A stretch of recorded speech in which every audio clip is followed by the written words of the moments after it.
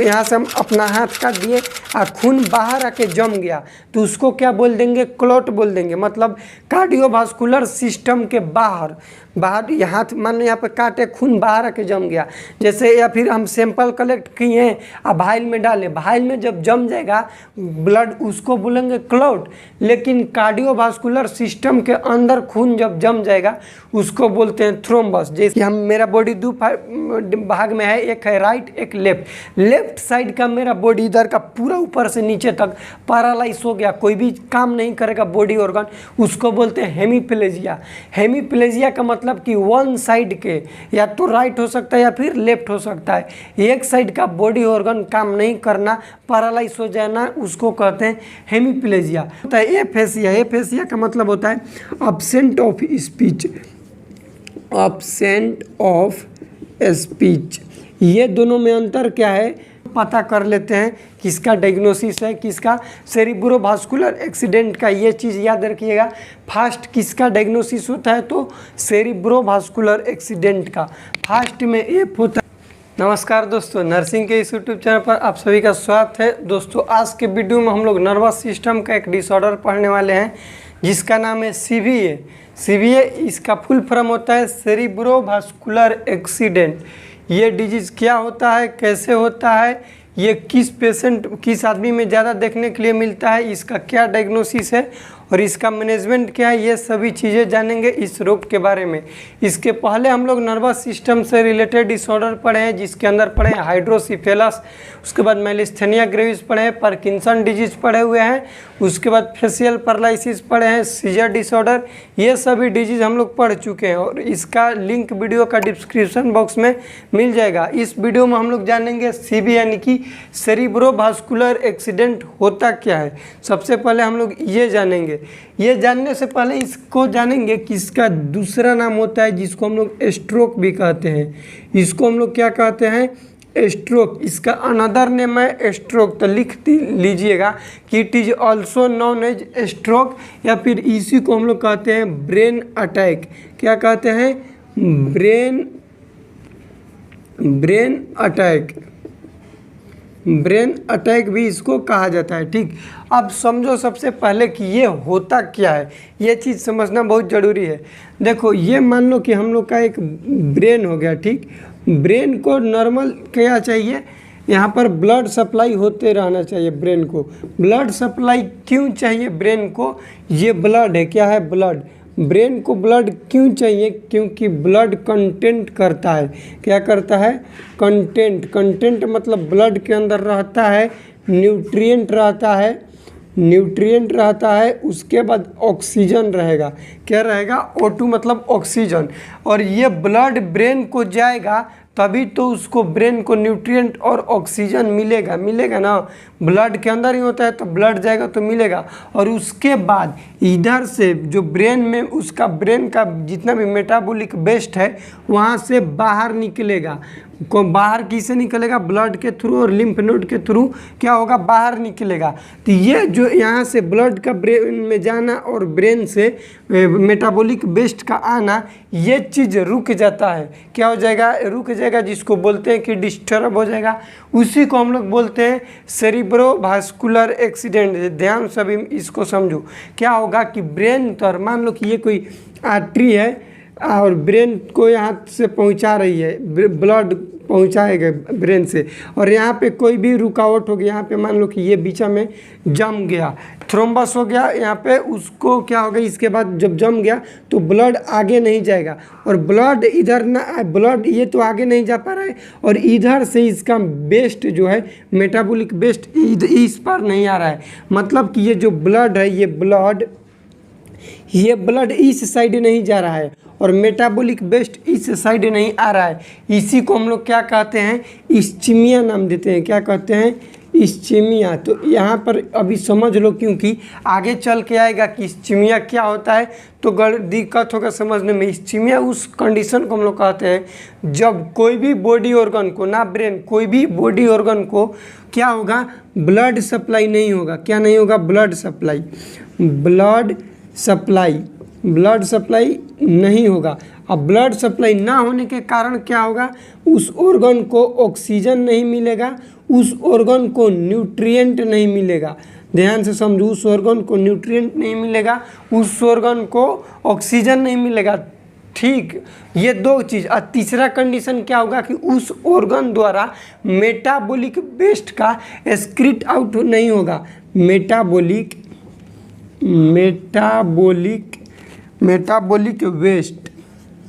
Metabolic waste क्या होगा, excrete out नहीं होगा, एक्सक्रीट आउट नहीं होगा।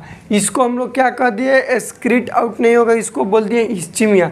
इस्चीमिया एक कंडीशन है जिसके अंदर ऑक्सीजन और न्यूट्रिएंट उस बॉडी ऑर्गन को सप्लाई नहीं होता है। ठीक, उसके साथ साथ उस ऑर्गन द्वारा जितना भी मेटाबॉलिक वेस्ट निकलेगा वो बाहर नहीं निकल पाएगा। क्यों? क्योंकि बीचा में थ्रोम्बस हो जा रहा है या फिर कोई भी कंडीशन, इसको हम लोग बोलते हैं इस्चीमिक कंडीशन। और ऐसा होगा तो उस यदि कोई पेशेंट को इस्चीमिया होगा तो वहाँ पर पेन देखने के लिए मिलता है। ये हो गया इस्चीमिया। और एक होता है हाइपोक्सिया, ध्यान से समझो। एक होता है हाइपोक्सिया। हाइपोक्सिया कहने का मतलब सिंपल चीज़ है कि बॉडी ऑर्गन को ब्लड सप्लाई नहीं होता है। क्या? ब्लड सप्लाई नहीं होने का इसमें हाइपोक्सिया वाला बहुत कारण हो जाएगा।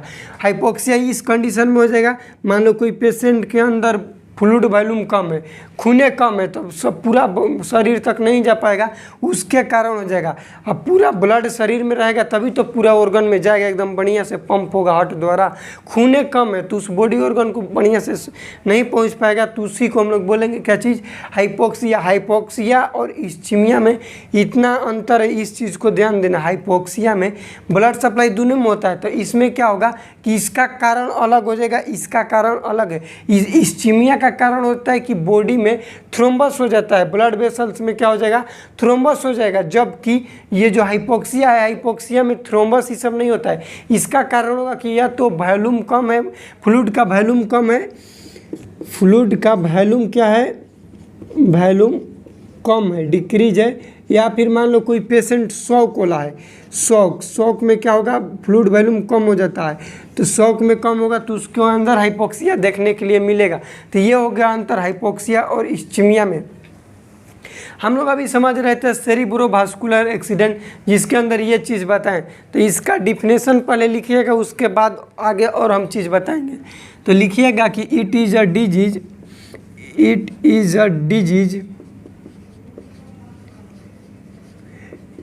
in which there is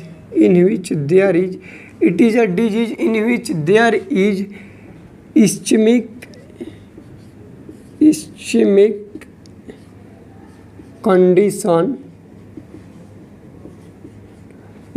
condition occurs to the brain. It is a disease in which there is ischemic condition occur to the brain, will leads to cerebral brain, और क्वेश्चन में लिख दीजिए cerebral infraction। ये हो गया definition सेरिब्रोवास्कुलर accident का। ध्यान से समझो, लिखे हैं कि इट इज अ डिजीज, ये क्या है कि डिजीज है इन विच मतलब जिसके अंदर देयर इज इस्चेमिक कंडीशन। यहाँ पर अभी हम बताएं इस्चेमिक कंडीशन क्या होता है, समझा दिए। Ischaemic condition occurs to the brain. कहाँ पर इस्चेमिक कंडीशन होगा, ब्रेन में। ब्रेन के जो आर्टरी है, वेसल्स है, उसमें इस्चेमिक कंडीशन देखने के लिए मिलेगा। विल लीड्स टू, जो आगे चल के खतरा करेगा, क्या करेगा, सेरिब्रल या फिर ब्रेन इन्फ्रैक्शन। एक शब्द यहाँ पर देखने के लिए मिला, इन्फ्रैक्शन।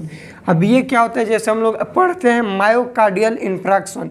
इन्फ्रैक्शन का मतलब क्या होता है ये समझो। यहाँ पर बताएं इस्चेमिक कंडीशन होता है, इस्चेमिक कंडीशन होगा। मान लो कि यहाँ हम बता दिए कि इधर तो ब्लड नहीं जाएगा और इधर से मेटाबॉलिक वेस्ट नहीं आएगा। ठीक, ये हो गया इस्चीमिया। ब्लड नहीं जाने के कारण बॉडी ऑर्गन अपना नॉर्मल कलर से हट जाएगा। क्या होगा यहाँ पे समझो, इस्चीमिया का इन्फ्रैक्शन का मतलब क्या होगा, ब्लड नहीं जाने के कारण उस ऑर्गन को अपना नॉर्मल कलर से हट जाएगा। नॉर्मल कलर से हटेगा तो उसको क्या कहेंगे हम लोग, गैंग्रीन। गैंग्रीन का मतलब क्या होगा कि वहाँ पे ब्लड सप्लाई नहीं होगा तो वहाँ पे के सेल प्लस टिश्यू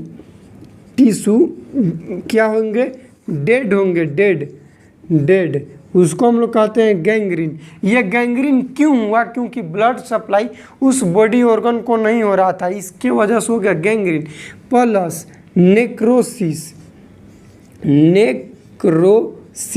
नेक्रोसिस मतलब नॉर्मल कलर से हट के दूसरा कलर हो जाएगा, क्योंकि ये ब्लड सप्लाई नहीं होने के कारण होता है। इसी दूगो डिजीज, ये दूगो कंडीशन मिल जाता है, उसको हम लोग कहते हैं इन्फ्रैक्शन। गैंग्रीन कहने का मतलब कि सेल और टिश्यू कोई भी पर्टिकुलर ऑर्गन का डेड होना, उसको कहते हैं गैंग्रीन। प्लस नेक्रोसिस कहने का मतलब कि वहाँ का कलर डिसकलर हो जाएगा, उसको कह दिए नेक्रोसिस। और ये दोनों जब मिल जाएगा, कंबाइंड हो जाएगा, इसको हम लोग कहते हैं इन्फ्रैक्शन। तो ये हो गया डिफिनेशन। किसका डिफिनेशन, सेरिब्रोवास्कुलर एक्सीडेंट का। इसका दूसरा नाम है स्ट्रोक, या फिर इसी को हम लोग कहते हैं ब्रेन अटैक। अब जानेंगे हम लोग इसका कॉजेज और इसका टाइप्स दोनों सेम है। तो हम बोले टाइप्स क्या होता है या फिर इसका कॉजेज, दोनों सेम है। तो अब अगला लिखिएगा इसका टाइप्स में लिखिएगा, इसका मोस्टली दो टाइप्स होता है। एक होता है इस्चेमिया और एक होता है हेमरोजिक।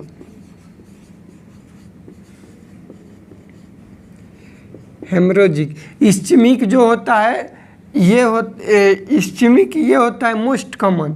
ये क्या है, मोस्ट कॉमन।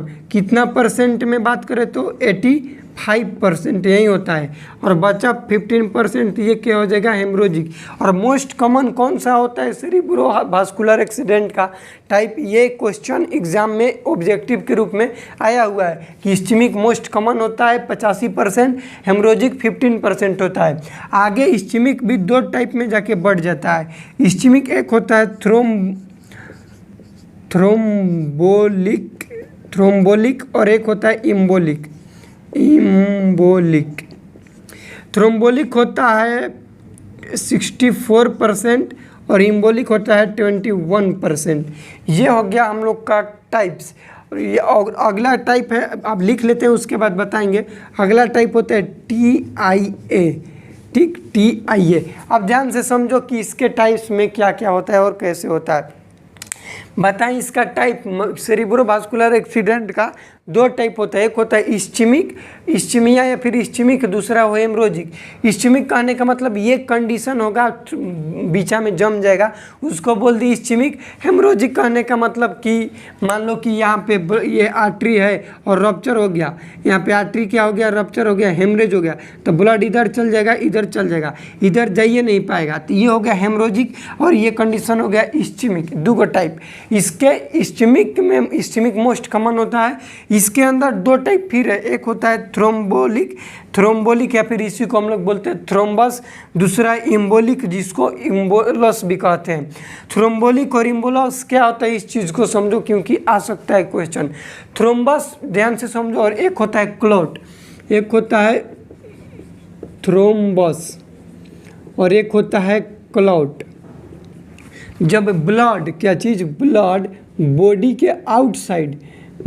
के आउटसाइड क्लॉट होगा, आउटसाइड क्या होगा, क्लॉट होगा, उसको बोलेंगे क्लॉट। जैसे यहाँ से हम अपना हाथ काट दिए और खून बाहर आके जम गया तो उसको क्या बोल देंगे, क्लॉट बोल देंगे। मतलब कार्डियोवास्कुलर सिस्टम के बाहर हाथ मान लो यहाँ पे काटे, खून बाहर आके जम गया जैसे, या फिर हम सैंपल कलेक्ट किए और भाइल में डाले, भाइल में जब जम जाएगा ब्लड उसको बोलेंगे clot.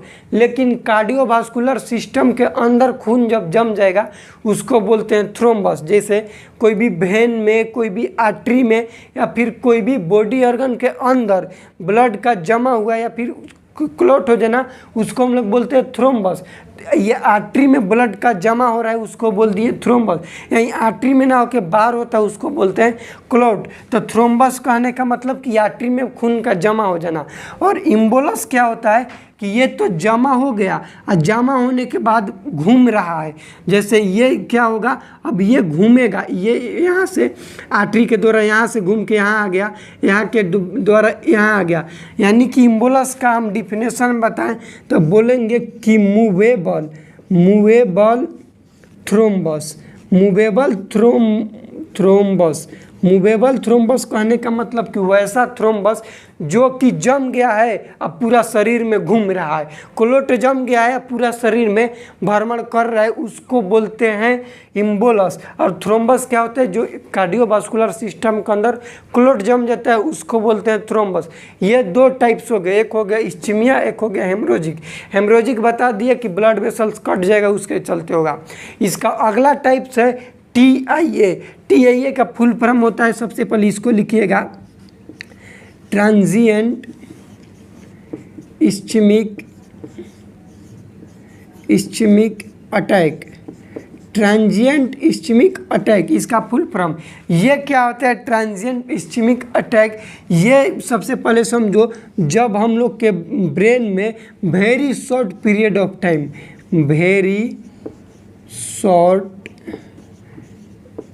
Period of time CV यानी कि स्ट्रोक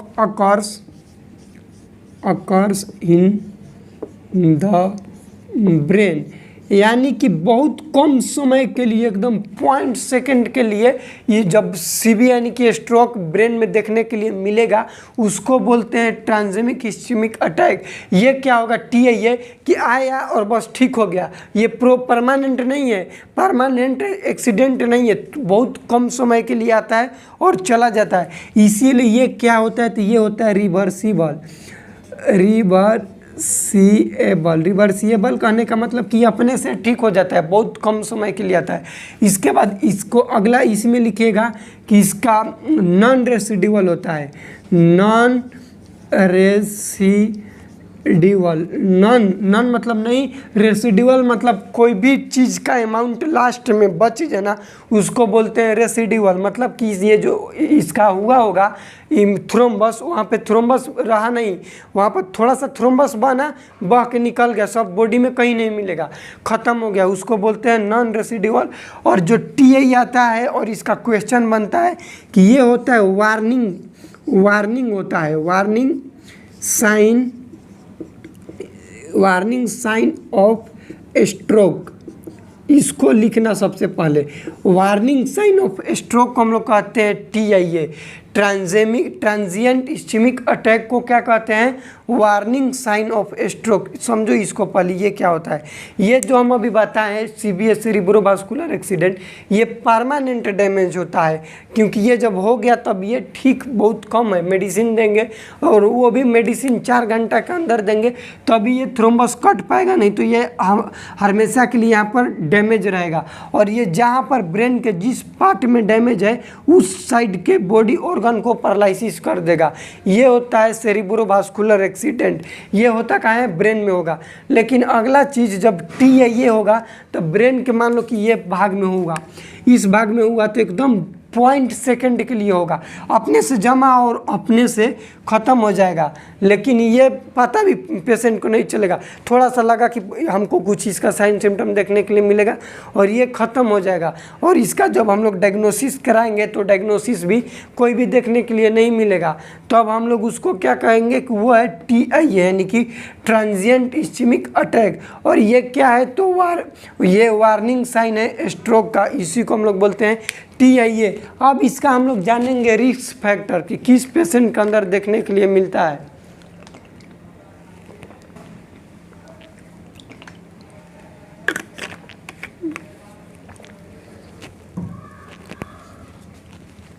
हम लोग अब इसको लिखेंगे, इसका रिस्क फैक्टर कि ये जो सेरिब्रोवास्कुलर एक्सीडेंट है किस पेशेंट के अंदर देखने के लिए मिलेगा।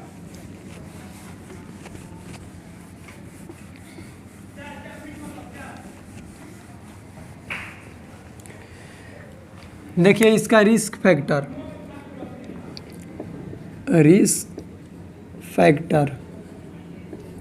इसका दो रिस्क फैक्टर होगा, एक होगा मॉडिफाइबल और एक होगा नॉन मॉडिफाइबल।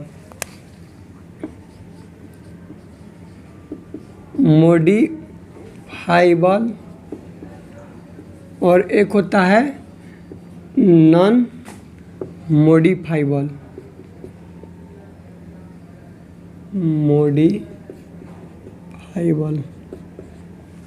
मॉडिफाइबल में ऐसा रिस्क फैक्टर जिसको हम लोग मॉडिफाई कर सकते हैं, उसको हम लोग यदि चाहेंगे तो उसको चेंज कर सकते हैं। मॉडिफाई जैसे गाड़ी को कहते हैं ना कि मॉडिफाई करवा दिए, उसी प्रकार से होता है। मॉडिफाइबल कहने का मतलब कि उसको हम लोग चेंज कर सकते हैं, बदल सकते हैं। और नॉन मॉडिफाइबल का मतलब इसको हम लोग कभी भी मरते दम तक चेंज नहीं करेंगे, इसको बोलते हैं नॉन मॉडिफाइबल। मॉडिफाइबल के अंदर आ जाता है हाइपरटेंशन, एसटीएन कहने का मतलब हाइपरटेंशन। उसके बाद डायबिटीज़ मेलाइटस, ये क्या है? रिस्क फैक्टर है किसका? सेरिब्रोवास्कुलर एक्सीडेंट का। उसके बाद ओबेसिटी, उसके बाद आएगा सेडेंट्री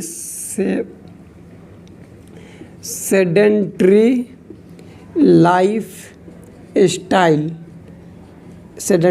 स्टाइल, उसके बाद आएगा स्मोकिंग या फिर अल्कोहल।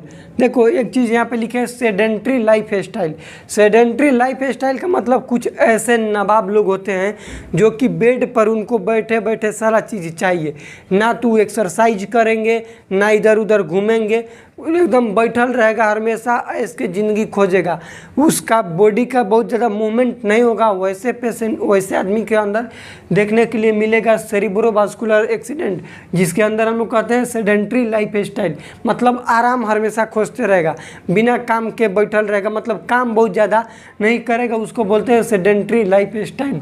नॉन मॉडिफाइबल के अंदर आ जाएगा जेनेटिक्स,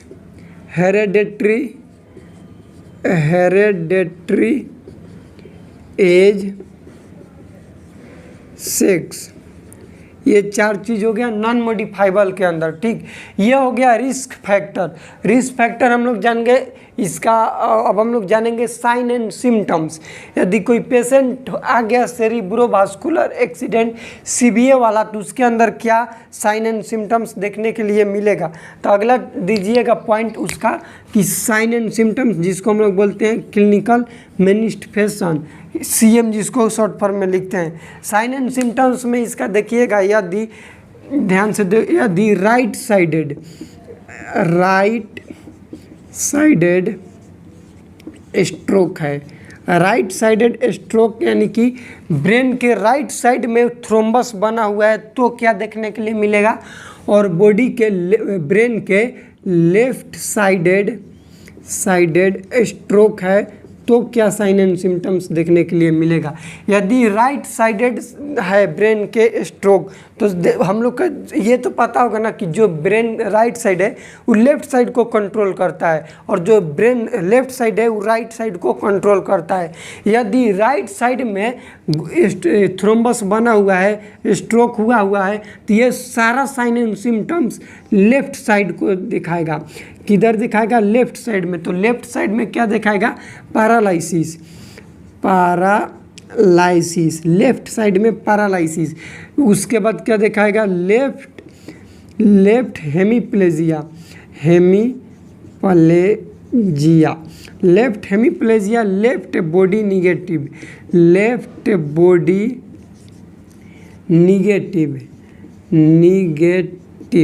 देखो ये हेमीप्लेजिया का मतलब कि एक साइड का बॉडी पैरालाइज हो जाना, उसको बोलते हैं हेमीप्लेजिया। ये मेरा बॉडी दो भाग में है, एक है राइट एक लेफ्ट साइड का मेरा बॉडी इधर का पूरा ऊपर से नीचे तक पैरालाइज हो गया, कोई भी काम नहीं करेगा बॉडी ऑर्गन, उसको बोलते हैं हेमीप्लेजिया का मतलब कि वन साइड के या तो राइट हो सकता है या फिर लेफ्ट हो सकता है, एक साइड का बॉडी ऑर्गन काम नहीं करना, पैरालाइज हो जाना, उसको कहते हैं हेमीप्लेजिया। उसके बाद यदि राइट साइडेड स्ट्रोक है तो सॉरी लेफ्ट साइडेड है तो क्या देखने के लिए मिलेगा, राइट साइडेड इसका साइन एंड सिम्टम्स देखने के लिए मिलेगा।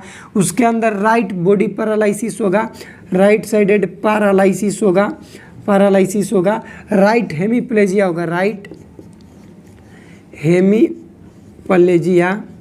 उसके बाद right body negative right body negative कहने का मतलब कि बॉडी शून्य हो जाएगा, कोई भी अपना काम नहीं कर पाएगा, उसको बोलेंगे राइट बॉडी निगेटिव। ये साइन एंड सिम्टम्स है। इसके बाद भी बहुत सारा साइन एंड सिम्टम्स देखने के लिए मिलता है जो कि हम लोग यहाँ पे पढ़ेंगे कि जैसे कि पेशेंट को यदि पैरालिसिस हो गया तो डिफ़िकल्टी होगा स्वेलिंग में, डिफ़िकल्टी होगा बोलने में, डिफ़िकल्टी होगा कोई भी चीज़ को सुनने में, समझने में। ये सारे चीज़ें जो कि हम अब लोग जानेंगे कि सबसे इसके बाद अगला लिखिएगा, इसी में ये 1 नंबर साइन एंड सिम्टम्स दे दीजिएगा और 2 नंबर में लिखिएगा पेशेंट को होगा डिस्फेजिया। अगला लिखिएगा 3 नंबर में डिस्फेजिया और एक होता है चौथा लिखिएगा डिस्फेजिया, एक होता है एफेजिया।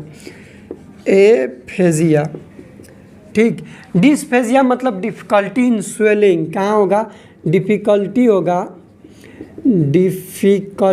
कहाँ पर, स्वेलिंग करे में।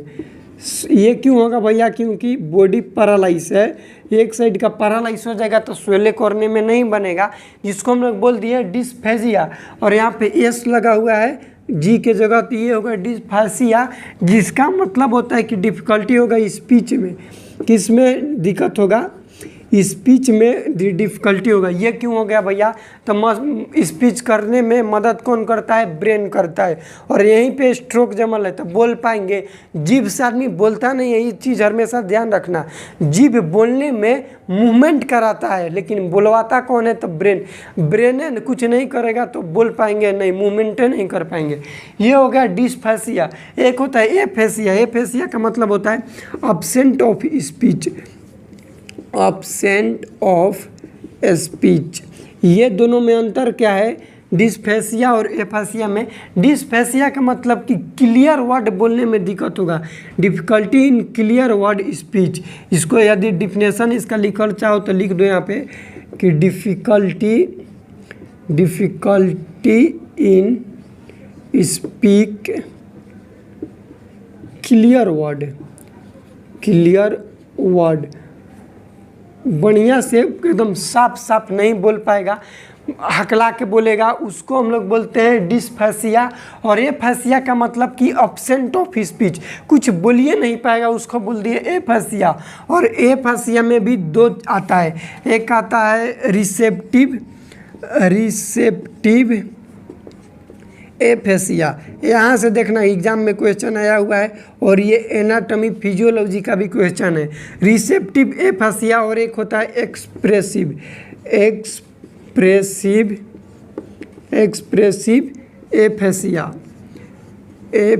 एफेसिया मतलब तो समझ गए।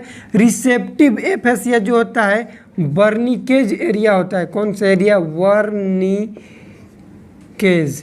वर्निकेज एरिया होता है, एरिया वहाँ पर क्या हो जाएगा, स्ट्रोक हो जाएगा। और जो एक्सप्रेसिव है वो होता है ब्रोंकास एरिया पर। ये ब्रेन का 2 भाग है, समझा रहे हैं, समझो इसको। देखो यहाँ से क्वेश्चन आया, यहाँ से हम ऑब्जेक्टिव टेस्ट देते हैं, वहाँ पे भी क्वेश्चन आया हुआ था। क्या आया था क्वेश्चन कि एक्सप्रेसिव एफेसिया ब्रेन के किस पार्ट में देखने के लिए मिलता है, तो ब्रोंकास एरिया में। ब्रोंकास एरिया में क्या हो जाएगा, स्ट्रोक हो जाएगा।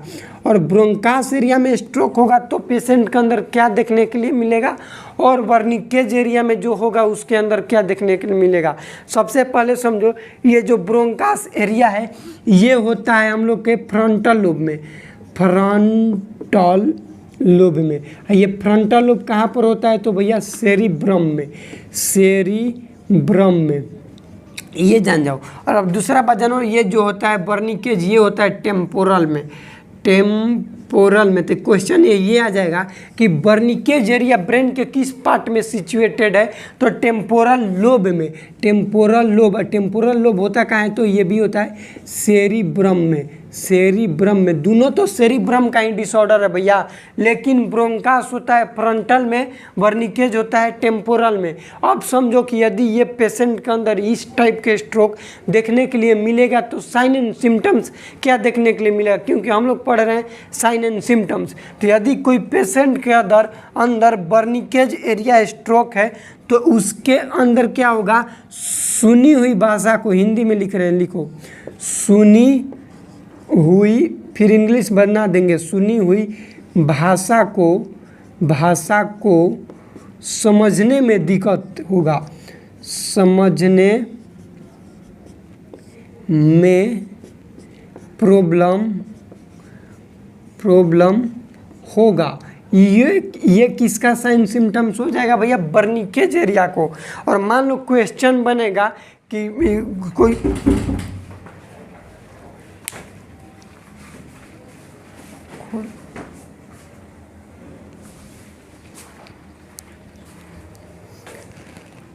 तो देखो, सुनी हुई भाषा को समझने में दिक्कत होगा, उसको हम लोग बोल दिए बर्निकेज एरिया स्ट्रोक। बर्निकेज जो होता है टेम्पोरल लोब का भाग है, और इसका फंक्शन भी यही होता है कि कोई भी भाषा को जो हम लोग सुने उसका समझने में मदद करेगा। जैसे एग्जाम्पल बताएं तो हम लोग के क्लास में बहुत बार टीचर उठा के यदि कोई सवाल पूछ दिए तो हम लोग सबसे पहले कहेंगे क्या सर, चाहे आए सर।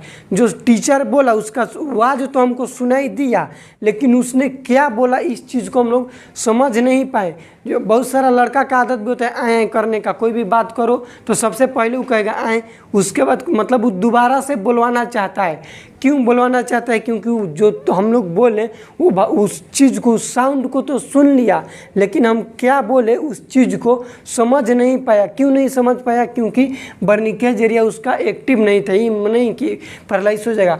यदि स्ट्रोक वाला जो पेशेंट है उसका पैरालाइज हो जाएगा, यदि वहाँ पे स्ट्रोक हो जाएगा तो सुनी हुई भाषा को समझने में प्रॉब्लम होगा। हम लोग जो बोल रहे हैं वो समझ नहीं पाएगा, उसको बोल दिए क्या चीज़, बर्निकेज एरिया स्ट्रोक। अब दूसरा है ब्रोंकाज एरिया स्ट्रोक। ब्रोंकाज एरिया स्ट्रोक में क्या होगा कि समझ गए भाषा को लेकिन अब बोल नहीं पाएंगे। जैसे आपने जो चीज़ हमको बोला ये हम समझाएं, आप लोग समझ गए लेकिन बोल नहीं पाइएगा। क्यों नहीं बोल पाइएगा, क्योंकि स्ट्रोक होगा तब, ऐसे नॉर्मली नहीं। तो इसमें लिखिएगा इसका हिंदी कि समझी हुई भाषा को बोलने में दिक्कत, समझी हुई भाषा को बोलने में दिक्कत, बोलने में प्रॉब्लम, बोल नहीं पाएगा। ये जो ब्रोंकाज एरिया होता है हम लोग के बोलने में मदद करता है। ये हो गया हम लोग का साइन एंड सिम्टम्स। एक और साइन एंड सिम्टम्स देखने के लिए मिलता है, वो यहाँ पे लिखिएगा। 4 नंबर था, 5 नंबर में एक होता है डिसएरेथ्रिया। डिसएरेथ्रिया कहने का मतलब क्या होता है, डिसआर्टिकुलेशन। डिसआर्टिकुलेशन है, फिर लिखिए difficulty in articulation of word. इसको अलग से कर लीजिएगा डिसएरेथ्रिया को। डिसएरेथ्रिया कहने का मतलब होता है कि difficulty in articulation of word. मतलब यदि कोई पेशेंट है सेरिब्रोवास्कुलर एक्सीडेंट वाला तो उसके अंदर ये चीज़ देखने के लिए मिलेगा। इसका मतलब यही होगा कि ये जो चीज़ step by step, line by line बोलना चाहिए वो नहीं बोल पाएगा। मतलब कब, कहाँ, कैसे बोलना है, इस पेशेंट के अंदर ये चीज़ समझदारी नहीं रहेगी और ना ही वो बोल पाएगा। जैसे हम अभी बता रहे हैं, समझा रहे हैं, सो हम आते हैं और डायरेक्ट आपको पहले बताते रिस्क फैक्टर, उसके बाद साइन एंड सिम्टम्स बताते, उसके बाद डिफिनेशन बताते। तो ये गड़बड़ सीक्वेंस है ना, पहले ये बताएं, फिर ये बताएं, फिर ये बताएं। मतलब इसके अंदर कोई भी आर्टिकुलेशन नहीं है, मतलब कोई भी सजावट नहीं है, क्रमबद्ध नहीं है, इसको हम लोग क्या कर दिए, डिसआर्टिकुलेशन ऑफ वर्ड, इसी को कहा जाता है डिसएरेथ्रिया। ये एक मेडिकल टर्म्स है, इसको याद रखिएगा। ये हो गया हम लोग का साइन एंड सिम्टम्स, ये स्ट्रोक का रिस्क फैक्टर। अब हम लोग जानेंगे इसका डायग्नोसिस और मैनेजमेंट, कि इस पेशेंट को डायग्नोसिस किस तरह से किया जाता है और इसका क्या मैनेजमेंट रहता है। तो यहाँ पे हम लोग जान जाते हैं इसका डायग्नोसिस, और इसका डायग्नोसिस ही एक मेन इसका होता है, क्योंकि यदि कोई पेशेंट को हम लोग जल्दी डायग्नोस नहीं कर पाएंगे तो दिक्कत हो जाएगा। तो इसका अगला हेडिंग दीजिएगा डायग्नोसिस। डायग्नोसिस इसका किया जाता है फास्ट से, FAST, फास्ट इसका ट्रिक है, जिससे हम लोग पता कर लेते हैं किसका डायग्नोसिस है, किसका सेरिब्रोवास्कुलर एक्सीडेंट का। ये चीज़ याद रखिएगा, फास्ट किसका डायग्नोसिस होता है, तो सेरिब्रोवास्कुलर एक्सीडेंट का।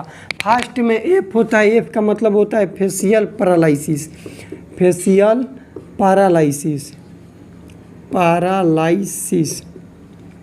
ए का मतलब होगा abnormality, abnormality in extremities, extremities. S का मतलब होगा slurred speech, slurred speech. A का मतलब होगा, टी का मतलब टाइम, फास्ट में टी का मतलब टाइम है। टाइम कहाँ से, होम टू इंजेक्शन, इंजेक्शन। देखो भाई, इसका डायग्नोसिस सेरिब्रोवास्कुलर एक्सीडेंट का, जिसका ट्रिक है फास्ट। एफ का मतलब फेशियल पैरालिसिस। जब डायग्नोसिस करेंगे पेशेंट को तो क्या देखने के लिए मिलेगा, फेस में पूरा पैरालिसिस देखने के लिए मिलेगा, उसको बोल दिए फेशियल पैरालिसिस। एक का मतलब एबनॉर्मलिटी इन एक्सट्रीमिटीज, और कौन सा एक्सट्रीमिटीज में, तो अपर एक्सट्रीमिटी, जिसको हम लोग आर्म कहते हैं। हाथ में पेशेंट का क्या देखने के लिए मिलेगा, एबनॉर्मलिटी, या फिर उसको बोलते पैरालिसिस देखने के लिए मिलेगा। इस कहने का मतलब स्लर्ड स्पीच, स्लर्ड स्पीच को हम लोग यदि अपने भाषा में बताए तो पेशेंट हकला के बोलेगा, साफ नहीं बोल पाएगा। वहाँ पे बताए थे ना, डिस्फेसिया हो रहा था, उसके साइन एंड सिम्टम्स से वहीं उसका डायग्नोसिस है कि स्लर्ड स्पीच बोलेगा। और चौथा है टाइम। टाइम क्या होता है कि कोई पेशेंट है अर्ली, इसका हम लोग जान गए कि इस पेशेंट को सीबीए हुआ है, सेरिब्रोवास्कुलर एक्सीडेंट, और विद इन 4 आवर्स, कितना, यदि स्ट्रोक हुआ है कोई पेशेंट को और होने के जब हुआ उससे 4 घंटा के अंदर, 4 घंटा के अंदर यदि उस पेशेंट को मेडिसिन मिलेगा, मेडिसिन मिल जाएगा, तब तो ठीक है, कोई दिक्कत नहीं है। हम लोग कहते हैं ना कि ब्रेन हेमरेज हो गया, यही है ब्रेन हेमरेज। यदि कोई पेशेंट को ब्रेन हेमरेज हुआ और ब्रेन हेमरेज होने से 4 घंटा के अंदर में उसको मेडिसिन मिल गया, उसको ही हम लोग बोलते हैं टाइम, जिसका डायग्नोसिस है। अगला, इसमें और बहुत सारा डायग्नोसिस किया जाता है, जो कि लैब इन्वेस्टिगेशन होता है। क्या होगा, लैब से रिलेटेड डायग्नोसिस होता है। तो अगला लिखिएगा लैब, लैब वाला, क्योंकि लैब वाला भी बहुत इम्पोर्टेंट होता है। तो लैब में सबसे पहले हम लोग करेंगे CBC, complete blood count, CBC complete blood count. CBC में हम लोग देखते हैं प्लेटलेट्स को, प्लेटलेट्स को क्यों देखते हैं भैया, यदि प्लेटलेट्स कम होगा तो थ्रोम्बोसाइटोपिनिया कंडीशन होगा, जिसके अंदर ब्लीडिंग देखने के लिए मिलता है, तो ये भी एक हेमरेज का कारण हो सकता है। CBC के बाद देखते हैं CT टाइम और BT टाइम। CT का मतलब क्लोटिंग टाइम, BT का मतलब ब्लीडिंग टाइम। ठीक, नॉर्मल क्लोटिंग टाइम कितना होता है और नॉर्मल ब्लीडिंग टाइम क्या होता है, ये चीज़ चेक करते हैं। उसके बाद हम लोग चेक करते हैं PTINR, उसके बाद APTT और PTINR। PT का फुल फॉर्म होता है प्रोथ्रोम्बिन टाइम,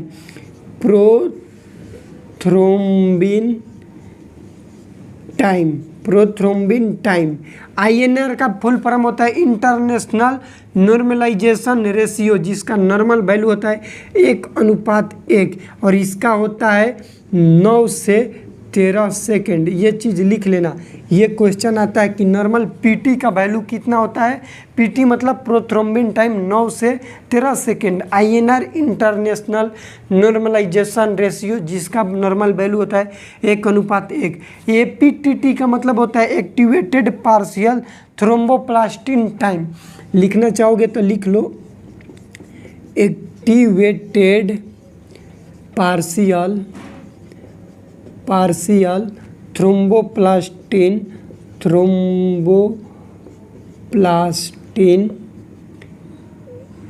टाइम। ये हो गया टाइम एपीटीटी का। ये हो गया हम लोग का लैब वैल्यू चेक करेंगे, और उसके बाद कर दिए ये सारा। ये हम लोग का हो गया डायग्नोसिस। अब लास्ट बच गया इसका मैनेजमेंट, यानी कि सेरिब्रोवास्कुलर एक्सीडेंट वाले पेशेंट को किस तरह से मैनेज करेंगे। इसका स्क्रीनशॉट ले लेना, क्योंकि ये एग्जाम में यहाँ से क्वेश्चन आता है। इसका साइन एंड सिम्टम्स ले, हम लोग मैनेजमेंट किस तरह से करेंगे सेरिब्रोवास्कुलर एक्सीडेंट वाले पेशेंट का। देखो मैनेजमेंट, अब डायरेक्ट लिखते हैं इसका, मैनेजमेंट किस तरह से किया जाता है। तो मैनेजमेंट में हम लोग सबसे पहले क्या करेंगे, मेडिकल मैनेजमेंट, जिसके अंदर एक मेडिसिन देते हैं जिसका नाम होता है टीपीए। अब इसका भी फुल फॉर्म जानना जरूरी है। टीपीए का फुल फॉर्म होता है टिश्यू प्लाज्मिनोजन एक्टिवेटर। ये क्या होता है, तो ये एक थ्रोम्बोलाइटिक एजेंट है।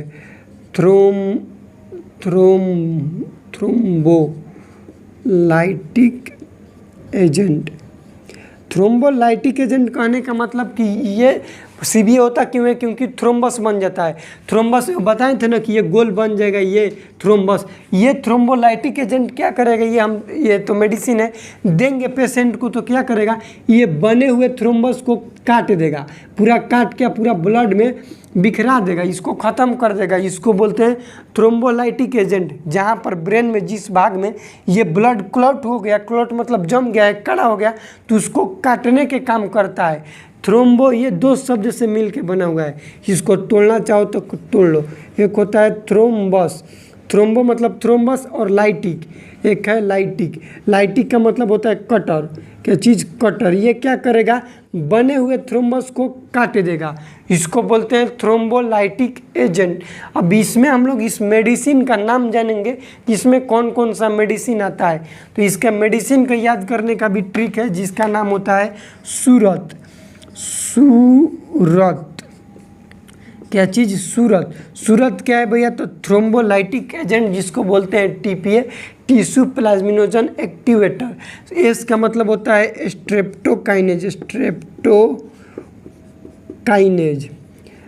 यू का मतलब होता है यूरोकाइनेज। ये क्या है, स्ट्रेप्टोकाइनेज, यूरोकाइनेज, ये मेडिसिन है, इसको याद रखिएगा, क्योंकि क्वेश्चन आएगा कि सेरिब्रोवास्कुलर एक्सीडेंट में मेडिकल मैनेजमेंट बताओ, तो ये मेडिसिन का नाम लिखना होगा। Streptokinase, urokinase, reteplase, alteplase, tenecteplase. ये हो गया मेडिसिन। उसके बाद देखो, यदि हम कोई पेशेंट को दे रहे हैं ये मतलब टीपीए, टिश्यू प्लाज्मिनोजन एक्टिवेटर, तो इसका साइड इफ़ेक्ट भी याद रखना, साथ में लिख लेना। एसी का मतलब साइड इफ़ेक्ट क्या होगा, सीवियर ब्लीडिंग होगा, पेशेंट को सीवियर ब्लीडिंग होगा। सीवियर ब्लीडिंग ये क्या है, इसका रिस्क फैक्टर है, रिस्क बहुत ज़्यादा चांस है, ये बिना जानने नहीं देंगे। ये हम लैब वैल्यू जो चेक कराए थे ना, ये पीटी है, ये ना सीटी बीटी, ये क्यों करवा रहे थे, इसी के लिए। मान लो कि ये चेक नहीं करे, पेशेंट का ब्लीडिंग टाइम घटा हुआ है और दे दिए ये, तब क्या होगा, पेशेंट में ब्लीडिंग हो जाएगा भैया, और ब्लीडिंग हो गया, ये क्या करेगा, इसको काट देगा, ब्लड को पतला करेगा, तो ब्लीडिंग टाइम बढ़ जाएगा, तो सीवियर रिस्क है ब्लीडिंग का। तो ये साइड इफेक्ट इसका मेन है। उसके बाद यहाँ पर यदि कोई पेशेंट को हम लोग दे रहे हैं इतना, ये जो 5 को मेडिसिन, इस मेडिसिन में नर्सिंग में रोल क्या होगा, नर्सिंग रोल क्या होगा। यदि कोई पेशेंट को दे रहे हैं तो उसमें हम लोग पेशेंट का बीपी चेक करेंगे। बीपी चेक करेंगे कब करेंगे, बिफोर मेडिकेशन, बिफोर मेडिकेशन। यदि कोई पेशेंट को टीपीए दे रहे हैं, उसको देने से पहले पेशेंट का बीपी देखेंगे। बीपी यदि पेशेंट का स्टेबल नहीं है तो पेशेंट को नहीं देंगे। ये हो गया पहला दवा। दूसरा दवा लिखिएगा एंटी प्लेटलेट। यहाँ पर 1 नंबर है, यहाँ पे लिखिएगा 2 नंबर में एंटी PLT का मतलब होता है प्लेटलेट। एंटी प्लेटलेट ड्रग का नाम होता है acetyl salicylic acid, acetyl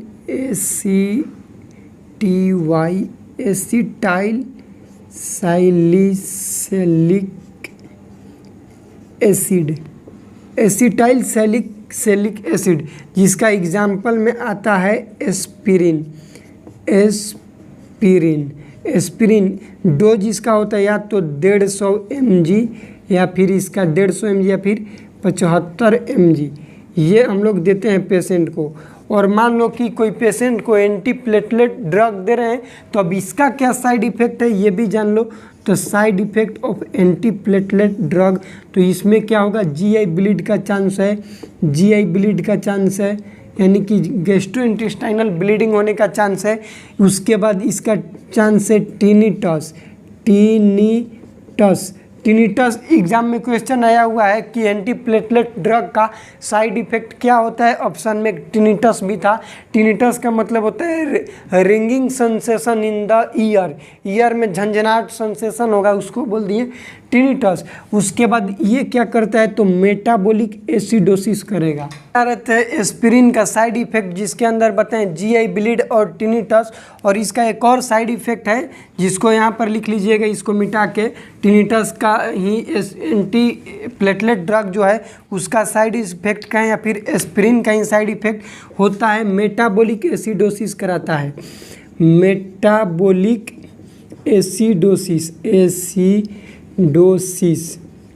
metabolic acidosis कराएगा। कौन कराएगा भैया, एंटी प्लेटलेट ड्रग कराता है मेटाबॉलिक एसिडोसिस। मेटाबॉलिक एसिडोसिस क्या होता है ये हम बता देंगे आपको, फ्लूइड इलेक्ट्रोलाइट इम्बैलेंस में कराएगा मेटाबॉलिक एसिडोसिस। और जब पेशेंट को दिए एंटी प्लेटलेट और ये करा दिया, तो अब इसका एंटीडोट देंगे। किसका एंटीडोट देंगे, एस्पिरिन का। और एस्पिरिन का एंटीडोट होता है सोडा बाई कार्ब्स। इसको याद रखिएगा क्योंकि ये एंटीडोट से रिलेटेड क्वेश्चन आता है। मान लो कि क्वेश्चन आ गया, इसका आ गया एंटीडोट, चाहे अब आगे आप लोग इसी के मैनेजमेंट में बताएंगे। Anticoagulant agent, antiplatelet दे दिए, अब हम लोग देंगे पेशेंट को anticoagulant agent. Anticoagulant मतलब कि ब्लड को कोगुलेट नहीं होने देगा, एंटी कोगुलेंट एजेंट। तीसरा लिखिएगा एंटी कोएगुलेंट देंगे। एंटी कोगुलेंट में हेपारिन देंगे और देंगे वारफारिन। ये क्या करेगा, ब्लड में थ्रोम्बस नहीं होने देगा, प्रिवेंट करेगा। लिख लीजिएगा it prevent from thrombus, blood में थ्रोम्बस नहीं होने देगा। और थ्रोम्बस नहीं होने देगा, क्यों नहीं होने देगा, क्योंकि ब्लड को पतला कर देगा। हेपारिन पेशेंट को दिए तो ब्लड को पतला कर देगा, वारफारिन देंगे फिर भी ब्लड को पतला करेगा। दोनों क्या करते हैं, ब्लड को पातर कर रहा है। और मान लो कि पेशेंट को हेपारिन दिए, हेपारिन का टॉक्सिसिटी हो गया। टॉक्सिसिटी करने का मतलब ये ब्लड को एक्सेस अमाउंट में पतला कर दिया, जितना नहीं करने चाहिए था। तब क्या करेंगे, इसका देंगे एंटीडोट। क्या देते हैं, एंटीडोट। और ये क्वेश्चन एग्जाम में बहुत बार आया हुआ है कि हेपारिन का एंटीडोट क्या होता है, तो ये होता है प्रोटामिन सल्फेट। ये क्वेश्चन एग्जाम में सबसे ज़्यादा पूछा गया है। यदि एंटीडोट से रिलेटेड जितना भी अब तक कोई भी एग्जाम हो क्वेश्चन आया हुआ है एंटीडोट से रिलेटेड, तो आया है हेपारिन से। हेपारिन के एंटीडोट होता है प्रोटामिन सल्फेट, जबकि वारफारिन का होता है विटामिन कि ये क्या है, इसका एंटीडोट है। एंटीडोट कहने का मतलब ब्लड को बहुत ज़्यादा जो पतला किया था उसको फिर से थिकनिंग करने में मदद करेगा। ये हो गया मेडिकल मैनेजमेंट। अब नर्सिंग मैनेजमेंट क्या होता है वो हम बोल दे रहे हैं, आप लोग को लिख लीजिएगा क्योंकि बताने में बहुत ज़्यादा टाइम लगेगा। नर्सिंग मैनेजमेंट में सबसे पहले पेशेंट को असिस्ट करेंगे उसका न्यूरोलॉजिकल स्टेटस, क्या उसका कंडीशन है। पहला assist the patient neurological status. दूसरा क्या करेंगे, पेशेंट का एबीसी चेक करेंगे। एबीसी मतलब एयरवे ब्रीदिंग सर्कुलेशन, उस पेशेंट का एयरवे ब्रीदिंग सर्कुलेशन चेक करेंगे। दो हो गया। तीसरा क्या करेंगे, पेशेंट को एस्पिरेट करने से बचाएंगे, एस्पिरेशन से, to prevent from aspiration. Aspiration से कैसे बचाएंगे, पेशेंट का जो बेड है, नॉर्मल बेड होता है, उसको एलिवेट कर देंगे, यानी कि सेमी फॉलर पोजीशन दे देंगे। 30 से 45 डिग्री होता है, ये दे देंगे। 3 हो गया।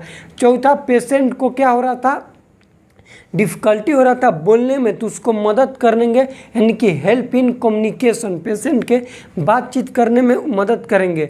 उसके बाद क्या करेंगे, हम लोग को एक्सट्रीमिटीज़ में पैरालिसिस हो रहा था, तो पेशेंट के क्या है, रिस्क फॉर फॉल, पेशेंट के गिरने का रिस्क है, तो इसको मदद करेंगे। क्यों है, क्योंकि मोटार स्ट्रेंथ कम हो रहा है, ये लिख लेना। 4 हो गया। पांचवा क्या होता है कि यदि पेशेंट के लिम्बिक सिस्टम में पैरालिसिस हो गया या फिर स्ट्रोक हो गया तो अनकंट्रोल इमोशन पेशेंट शो करेगा। लिम्बिक सिस्टम वाला यहाँ पर लिख देते हैं आप लोग को, लिम्बिक सिस्टम। लिम्बिक सिस्टम का काम क्या होता है, ब्रेन का ही पार्ट है। लिम्बिक सिस्टम कंट्रोल करता है इमोशन पर, कंट्रोल करेगा इमोशन पर, और यहीं पर दाग लग गया तो पेशेंट की इमोशन कंट्रोल में नहीं रहेगा, तो पेशेंट जब मन तब रो रहा है, जब मन कर रहा है तब हंस रहा है, इमोशन उसके कंट्रोल में नहीं है। ये हो गया लिम्बिक सिस्टम का। और ये भी क्वेश्चन आया हुआ है कि कोई पेशेंट अनकंट्रोल इमोशन शो कर रहा है, ये तो कंट्रोल में है, यदि पेशेंट का कोई भी अनकंट्रोल इमोशन शो कर रहा है तो क्या चांस है सेवियर होने का, क्या चांस है, तो लिम्बिक सिस्टम में थ्रोम्बस बनना, ये ऑप्शन में आया था कि लिम्बिक सिस्टम में क्या हो जाएगा, थ्रोम्बस बन जाएगा, तो क्या हो जाएगा, पेशेंट अनकंट्रोल शो करेगा इमोशन। ये हम लोग का था पूरा सेरिब्रोवास्कुलर एक्सीडेंट, जिसका दूसरा नाम होता है स्ट्रोक और उसका एक और नाम होता है ब्रेन अटैक के बारे में जाने, उसका definition, sign and symptoms, risk factor, diagnosis, management के अंदर जाने मेडिकल मैनेजमेंट और नर्सिंग मैनेजमेंट। वीडियो कैसा लगा प्लीज़ कमेंट सेक्शन में बताइएगा। चैनल पर नए तो चैनल को सब्सक्राइब कीजिएगा। मिलते हैं अगले वीडियो में, तब तक के लिए जय राम जी की।